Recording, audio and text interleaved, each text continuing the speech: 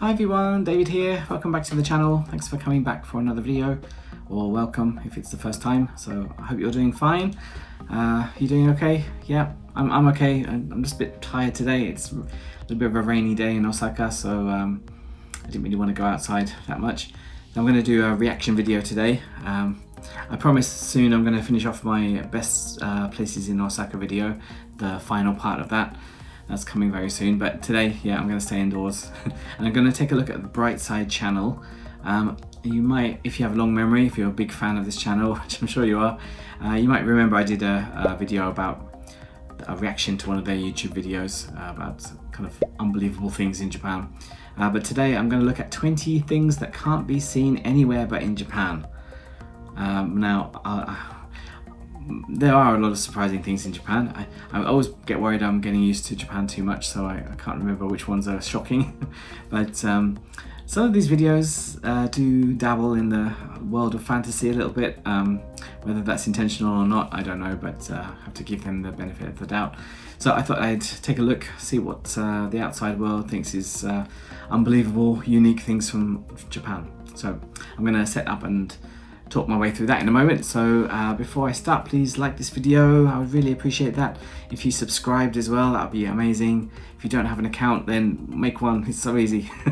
And what else? Leave a comment. I'd really like to leave a comment, especially, well, actually everybody really. Foreign people who are surprised by the video, or Japanese people who are thinking, what is this about?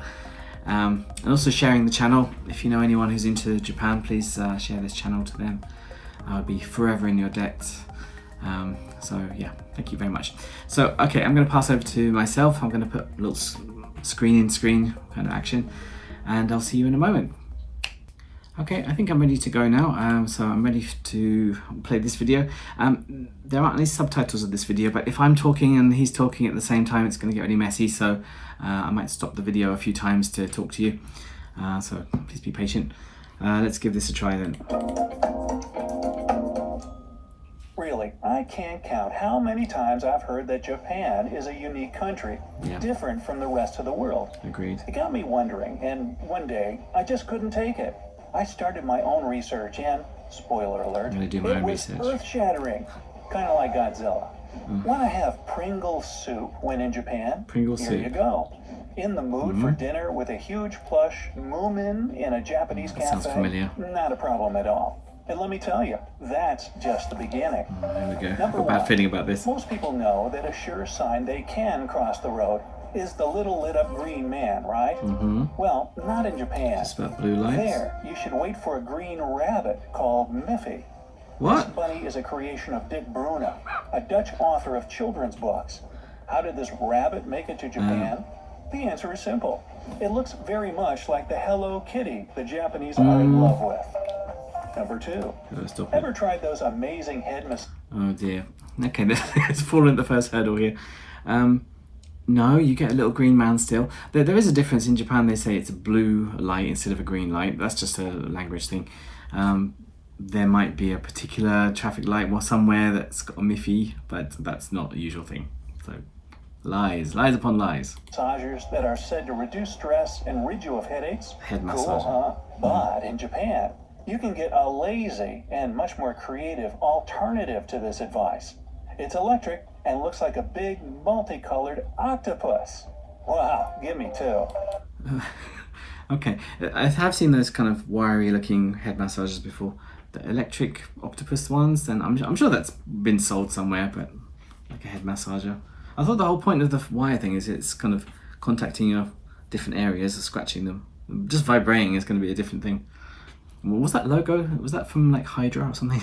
It's a bit scary.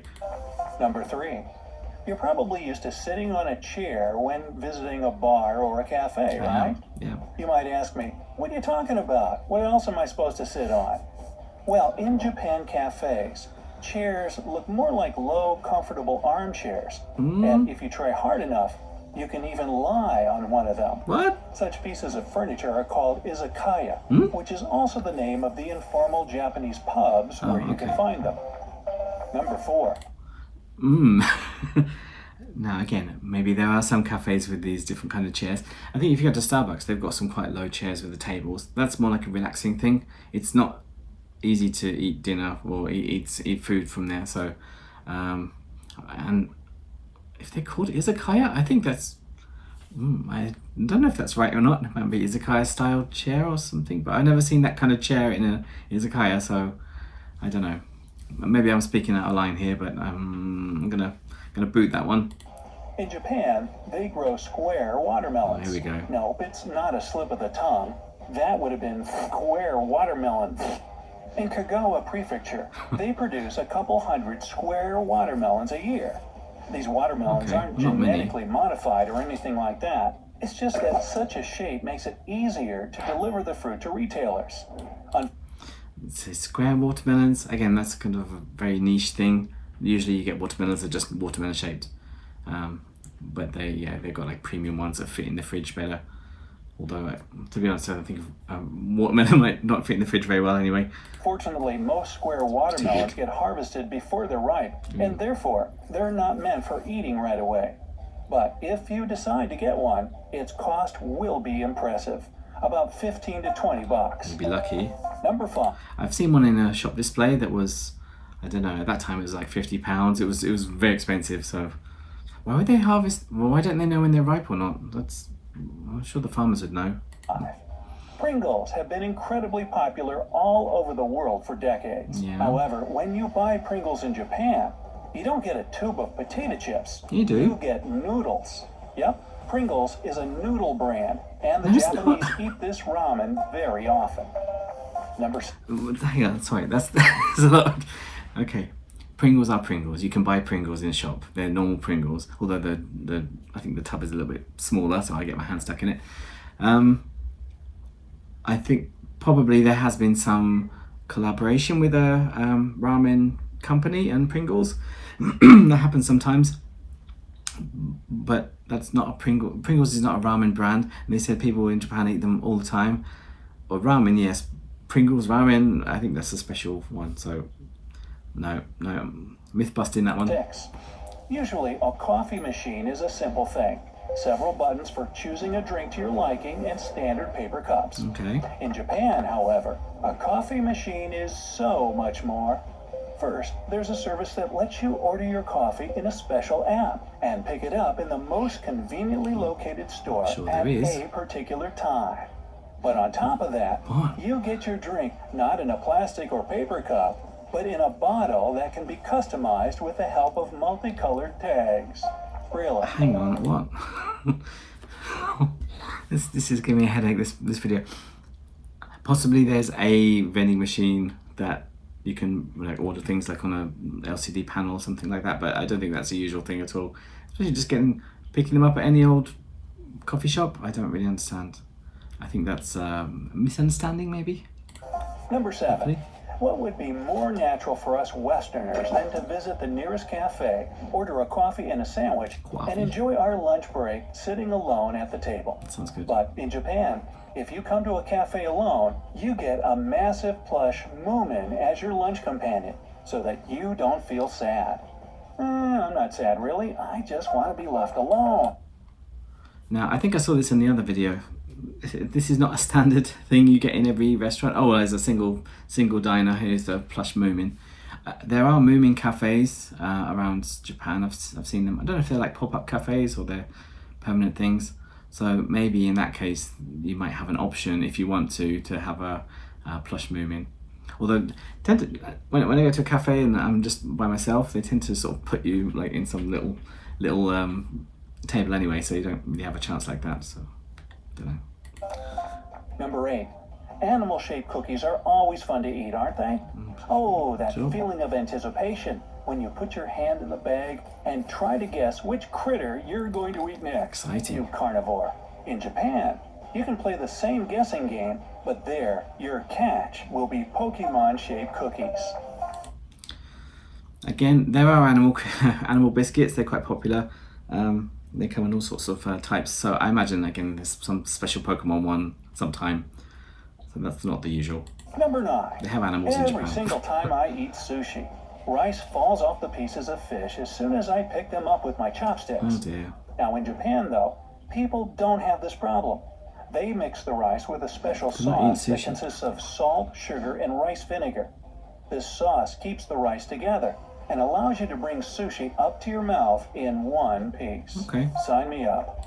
I think that is true. I think when you make sushi rice, you're supposed to mix it with vinegar at the end. Or I've never made sushi, so I don't know about the sugar, but yeah, there is something they put on it to make it kind of stick together. Or, Number 10. No.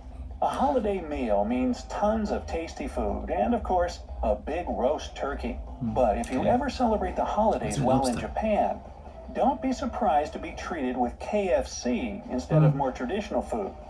The thing is that in this country, eating food from KFC for the holidays is a widely practiced tradition.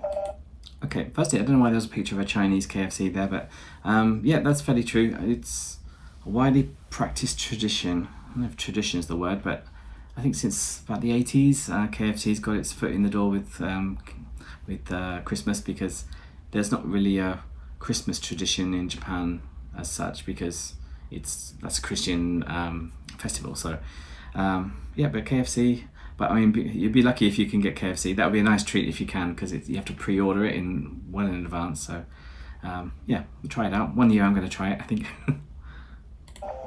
11. In the Ginza district of Tokyo, there's an unusual stationery store which rises 12 floors. The store sells high-quality stationery, and each of its levels has a different concept. For example, on the second floor, you'll find the share space, where there are things necessary for sending your thoughts to other people, like envelopes, letter paper, and postcards. You can write a letter right then and there and send it immediately from where you are. And on the fourth floor, in the meeting space, you can create an original notebook with the cover and paper of your choice and your name engraved on it. Number Don't think it's get engraved on paper, but yeah, yeah, I'm sure that's true in Ginza. Ginza's quite a high-end area of Tokyo, so, and there are quite large stationery stores in Japan anyway. In Osaka, we have well, all over Japan there's Tokyu Hands, which that's like multi-level art supplies, stationery, stuff like that. So yeah, I'm sure that's probably true in Ginza. I'm glad he's saying it's specific. Usually this kind of thing he's saying is like, oh, every stationery shop is 12 stories high. 12. There are more than 50 million vending machines in Japan, Okay. and that means they're literally everywhere. Besides, they're incredibly diverse. You can buy almost anything there, from hot dishes, ice cream, and candies, to books, umbrellas, and newspapers. Rumor has it, these vending machines make around $50 billion a year. Now, Okay, yeah, that's fair enough. To be honest, I think the variety of vending machines is a bit exaggerated by Americans or Western people. I want to blame the Americans now. But yeah, I was a little bit disappointed. Most of them are fairly ordinary. Yeah, you can get hot food. I've seen ones with pizza in them. I don't know if it's like frozen pizza, because you can get like frozen gyoza from some of them. I've seen that recently. I don't think they're served hot or anything like that. It's not like a little food booth or anything like that. So 50 billion. So that means that they're making about $1,000 each a year. Yeah, sounds plausible. number 13. If you're in Japan and wondering what souvenirs you can get for your family and friends, try Japan Limited Kit Kats. They come in loads of different interesting kinds, like green tea, for example. So it might turn into an exciting quest to collect them all. Collect them all. Yeah, Kit Kats have a lot of limited edition ones. It's kind of gone down a little bit since like coronavirus. I guess there's not been so many tourists, so they've eased off a little bit. But I'm sure they'll come back. Yeah, I've seen some like sake flavored ones, all sorts of weird flavors that escape me right now. But yeah, that's fair enough. 14. It's a common thing in Japan to see people handing out free tissues on the street. Yeah. What's the catch? It's simple. Companies put their advertisements on or inside tissue packages, and people who take them learn about their services or products.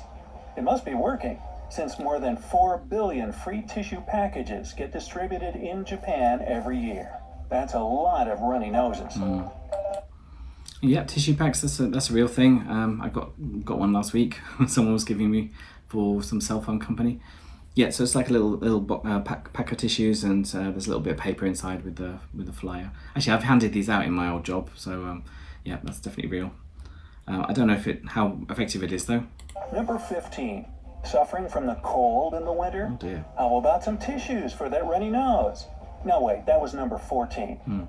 Just get yourself one of these one-use pocket heaters that are so popular in Japan. It's called Cairo, and nowadays, you just need to open it for the chemical reaction to begin. Besides warming your hands, you can also stick these warmers inside your clothes. What a gem of an idea for a freezing winter. Yeah, there's a real thing, Kairos. I don't know if it's any relation to Egypt or anything, but yeah, the little packs of chemicals, and you just, once they're exposed to the air, then they react. I don't know what they do, but yeah, that's quite popular. I don't think I've ever used them though myself, because I don't know, I'm a little bit bigger than most slim Japanese people, so maybe I get hot too easily. But yeah, definitely these are popular. Number 16. Photo booths are nothing new to anyone these days, but in Japan, these machines called Purikura are a whole different level. Purikura. See for yourself. There, you can not only take your photo, but also add a design or writing, adjust the size of your facial features, or even send the received photos to your mobile device. However, there's some bad news for men. They aren't allowed to enter most Purikura establishments on their own. They must have an escort. Number 7. Do they have Purikura? I don't want to be that person who's like correcting pronunciation, but Purikura. Purikura is like print club. It's like a contraction of that. They don't tend to have like a specific place to go for that. It tends to be in the arcades, so you get like the coin toss things, or like medal games, like your video games, and then there'll be like a Purikura corner. Yeah, it does tend to be used by women, so they might have, some places might have rules about where men can go, but I don't think, it's not like off limits or anything. And I don't think people really go by themselves either. I think it's sort of something you do with your friends and just sort of take a funny picture. It's not like getting your passport photo taken. So yeah, almost there. 17. Do you love unusual forms of art? Then how about rice paddy art? It was born in the village of Inakadate in the Aomori prefecture in 1993 to attract attention to the place. Apparently, the attempt was a success, because now rice paddy fields have already appeared in more than 100 other locations. Okay. So, what exactly is rice paddy art? People plant rice of different colors and types to create breathtaking images in paddy fields. Oh wow, is that real? Looking at these fields from above, you can see your favorite anime characters or legendary beings. Number 8. Okay, that seems reasonable. I guess they're probably not going to use the rice for food. It's just like a tourist thing. But yeah, I mean, apart from big cities, like rural areas have trouble attracting tourists. So we get the whole rural depopulation problem, things like that. Young people tend to move to the cities, and then that's kind of the end of villages sometimes. So attracting people to the villages, that can increase jobs. So yeah, they do that, and they have like manhole covers, special manhole covers with characters on them to lure people out of the cities to go and find them. Yeah, I can see that. 18. Imagine returning home after a long and crazy day at work. Don't have The to. only thing you can think of is lying down on your bed and closing your eyes. But you still have a long and tiresome subway commute. Well, the Japanese have found a solution for this problem, and that's a subway chin rest. It may look bizarre at first sight, but What? this way, even if you nod off while standing shoulder to shoulder with other passengers, you won't tip over. You might even have a good pre-dinner nap. No. This is not. Again, maybe it happened one time somewhere, but that's not. The way Japanese people sleep on the train is they just go to sleep. They sleep on the seats, they hang up, and they kind of sleep standing up. They can sleep really well on trains. I can't sleep standing up yet. Maybe that's the next level of my training, but I've never ever seen these chin strap things. You'd have to attach it yourself, I think, so yeah. Number 19. So, you arrive in Japan, order a taxi, and here it is. Nothing new. But then, you almost jump out of your skin when the car's door opens automatically right under your nose. That's These surprising. doors were first introduced by large taxi companies in 1964 for the Tokyo Olympic Games. The Japanese believe that such hospitality would allow passengers to have an even more enjoyable ride. Number 20. That's fair enough. Yeah, that's usual. So don't try and open the taxi door. If you wave a taxi down, then they'll press a little button and the door will open. It just makes it quicker as well. That also allows them to stop at like quite crowded pedestrian crossings and block them off just to let someone out. A little bit annoying. Unlike other Japanese railway lines, the Yamagata Shinkansen, which is the name of a high-speed train in Japan, is a mini Shinkansen route. That means that the train speed on this route doesn't reach more than 80 miles per hour. But that's not the most curious thing about this line. Connecting Fukushima and Shinjo, trains on this route have sightseeing cars with footbaths. They're positioned in such a way that you can watch breathtaking views pass by while soaking your feet. On top of that, some cars are furnished with tatami flooring for tourists to enjoy every single minute of their ride. Oh yeah. What about you? Do you know any other unusual and exciting things about Japan? Okay, that's enough of that. Okay, well that's interesting, certainly. I've heard of the Yamagata Shinkansen. They call it a mini Shinkansen because it's kind of like a branch of the main like trunk line. And it doesn't go fast because it can use the like regular rails that normal Shinkansen have their own tracks, but this one is like a mixed use, so it doesn't go as fast because you can't on those kind of tracks, I think. As for the footbath thing, I think they might be mixing two things. I don't think all Shinkansen do that, even in Yamagata. Probably there's some special sightseeing trains, which I guess don't go that fast. Can you imagine going high speed with a footbath? It's going to be sloshing around all over the place, so okay. Interesting video. Let me just wrap things up. I'm going to go back to my normal position. Okay, thanks for watching this far. I appreciate that. What did you think of that video? I don't want to be a nitpicker or anything like that, but there was a lot of holes in there. There are a lot of limited edition things in Japan, limited edition collaborations with food or special cafes or special so-and-sos, but that's not the norm usually. So I hope that kind of busts a few myths, which I didn't realize that's what I was going to be doing today, but here we are. But definitely come to Japan, check it out for yourself. Maybe you'll be surprised by something else. How about you? Did you get surprised by anything in Japan? Please comment about that, then I'd appreciate that, because I'd like to know your story too. But thanks for watching. I hope that was interesting, and as usual, like, subscribe, leave a comment, share this channel. I'd love that so much. And I'll see you next time. Okay, take care. Bye.